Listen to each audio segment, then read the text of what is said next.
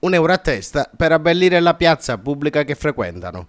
Questa è l'iniziativa intrapresa da alcuni anziani che quotidianamente si ritrovano in piazza Commendatore Angelo Giglia a Favara. Alla colletta hanno aderito anche alcuni abitanti e commercianti della zona. Spesso nei nostri telegiornali vi abbiamo parlato di degrado urbano, di poco rispetto per il bene pubblico dei cittadini. Oggi, invece, vi vogliamo parlare di senso civico esemplare che, non a caso, giunge da chi è meno giovane.